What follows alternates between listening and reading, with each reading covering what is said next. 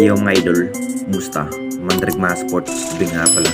Ating mag-usapan, breaking PBA news is SMB Chris Rose suspended sa Game 4 at Kutya Reyes. Matinding sinabi sa SMB, subukas na nga rin ang magiging pagharap ng SMB kontra sa TND Tropang Giga.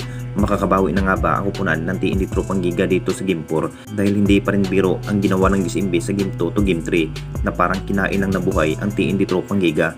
Napakalakas pa rin ang naging pwersa ng SMB dahil kay Abay Jun Marpardo. Naging factor rin itong si Abay Jun Marpardo at kamuntikan pa rin sa pakin itong si Brandon Roser dahil hindi pa rin nagustuhan ni Abay Jun Marpardo sa pagbabangga ni Brandon Roser mga idol. Sabik na nga rin ang TND Tropang Giga tudurugin ang upunan ng SMB sa Game 4 pero hindi pa rin magiging madali dahil may Abay Jun Marpardo ang magiging depensa sa SMB. Ito pa rin ang naging hadlang ng TND Tropang Giga dahil kay Abay Jun Marpardo. Masyadong mahihirapan dito si Brandon Roser makipagsabayan sa laki ni Abay Jun Marpardo. Marami na rin ang nasasabi mga idol dahil sa pag-aalitan sa dalawang kampo ng SMB at TND Tropang Giga. Trastukan malala nga si Chris Rose at Jojo Lastimosa ng coach ng TND Tropang Giga.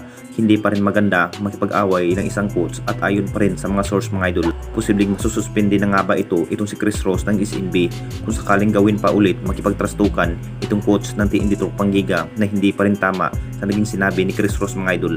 Nagsusuri naman itong si Chris Rose sa kanyang sinasabi sa TND Tropang Giga. Hindi na nga raw mangyari at sabi pa rin ni Chris Rose mga idol pero hindi pa mawawalan ang pamisikalan sa laban at lalo na nasa finals. Kung sino na nga ba ang makakuha sa kampiyonato sa ating liga, ang TND Tropang Giga na nga ba o ang malalakas na SMB?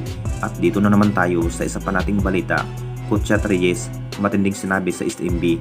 Alam na nating lahat mga idol, matinding kinakailangan pa rin naging plano ni Kutya Reyes mga idol ang TND Tropang Giga kung paano pa nga ba talunin ang SMB. Sa sinabi pa rin ni Kutya Reyes mga idol, talagang malalakas talaga ang SMB kung bakit isa pa rin sa natalo ang TND Tropang Giga.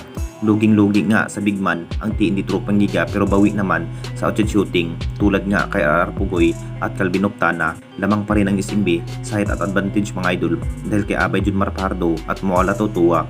Isa pa rin si Jericho Cruz na may lakas sa depensa mga idol at si CJ Perez naman ang naging scoring machine ng SMB. Ito pa rin ang dahilan kung bakit tinalo nga ang TND Tropang Giga. Teamwork pa rin ang ginawa ng SMB. Isa pa rin ang TND Tropang Giga sa husay pagdating sa outshot shooting. Maganda pa rin ang kanilang ipinakitang hustle play ng TND Tropang Giga. May sinabi na nga rin itong si Kutya Reyes mga idol, talagang hindi pa rin palalampasin sa ginawa ng SMB. Masyadong niyabangan pa rin si Kutya Reyes at lalo na kay Jericho Cruz at Chris Rose ng SMB na parang maraming pamisikal nga ang laban. Tignan na lang nating lahat mga idol kung kaya pa nga bang talunin ang TND Tropang Giga ang SMB. Unting-unting napapalakas ang naging depensa ng SMB. Kumpiyansa pa rin itong si Kutya Reyes mga idol. Ang upunan ng TND Tropang Giga pa rin ang magwawagi. Pero kung sakaling ang SMB pa rin ang mananalo dahil may dalawang panalo na nga lang po ang SMB, talagang sure win na sila na nga rin ang makakuha sa malaking tagumpay sa ating liga ngayong Philippine Cup. Kinabahan pa rin ang TND Tropang Giga dito mga idol. Baka sila na nga rin ang matalo sa finals.